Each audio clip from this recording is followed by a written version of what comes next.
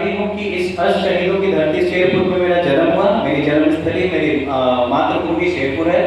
और मैं उससे एक अच्छी बात जो मेरे साथ है व्यक्तिगत, वही मुझे ये लगती है कि मेरा ननिहाल रेवतीपुर है।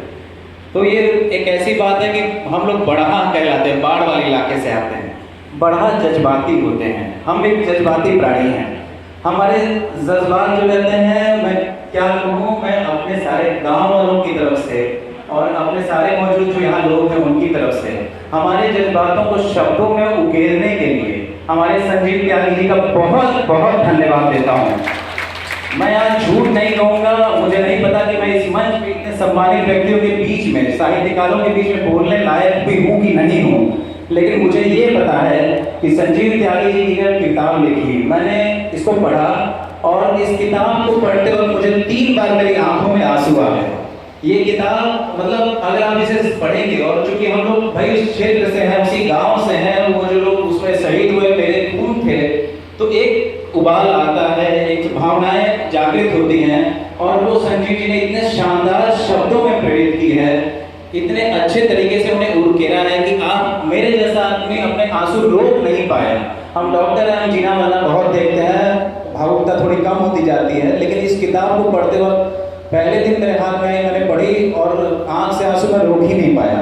मैंने कहा था मुझे बोलने में मत दो, हो सकता है बोलते बोलते मैं भावुक हो जाऊं, लेकिन भावुकता हमारा ट्रेड है भाई, हम शेरपुर वाले हैं, भावुक रहेंगे ही। उसी भावुकता की वजह से हमारे लोगों ने 8 लोगों ने एक ही गांव के वहां जाके बलिदान दिया।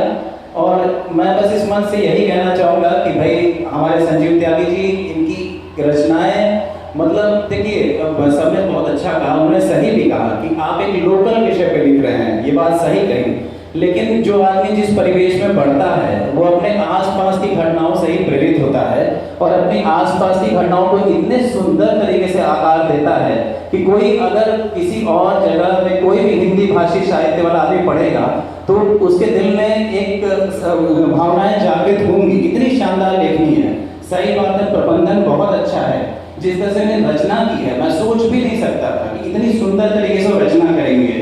उन्होंने पहले उसका अच्छे से इन्होंने बताया कि वो था क्या, फिर उन्होंने स्टेप बाय गए हैं। एक माँ जो अपने बेटे से संवाद कर रही है और एक पत्नी जो अपने पति से संवाद कर रही है, अगर आप उसे पढ़ेंगे तो अपनी आंखों के आंसू रोक नहीं पाएंगे। जब आपको पता है कि सामने से गोलियां चलने वाली हैं, फिर भी आप ये जानते हुए अपनी जान बचाव करने जा रहे हैं। और इन चीज़ों को बहुत ही सुंदर तरीके से संजीव जी ने लिखा है। इनकी पुरानी रचनाएं भी मुझे पढ़ने का अवसर मिला और हमको गर्व होना चाहिए कि हमारी मिट्टी से निकल के एक इतना शानदार साहित्यकार हमको मिल रहा है। अभी यहाँ मंच पे किसी ने कहा कि त्यागी जी बहुत सौभाग्यशाली हैं कि उनको इतनी कम उम्र में ये सब मिल गया, ये अवार्ड्स मिल गए। मैं कहता हूँ सौभाग्यशाली नहीं है, प्रतिभाशाली हैं। इतने प्रतिभाशाली हैं कि इनको इतनी कम उम्र में इतने अवार्ड्स मिल गए। और बस मैं अपने सारे गाँव वालों से, अपने क्षेत्र की जनता की तरफ से, और हम ये कहेंगे कि हमारे बीच में संजीव त्यागी जैसे कोहिनूर है। और इस सबको इस किताब को, मैं ये कहूँगा कि सबको इस किताब को खरीद करके पढ़ना चाहिए, क्योंकि वही जब आदमी, जैसे फ्री में मैं दवा बांट देता हूँ तो मरीज पे असर नहीं करती है, तो वैसे ही है कि अगर किसी चीज़ को ले लेंगे तो आप पढ़ेंगे भी और उसका मूल्य और अच्छे से समझेंगे। और एक बार किताब पढ़िए, मैं गारंटी लेता हूँ कि आप अपने आंसू रोक नहीं पाएंगे। इनकी ऐसी शानदार लेखनी है, उसके लिए बारंबार धन्यवाद। ठीक, जय हिंद, जय भारत।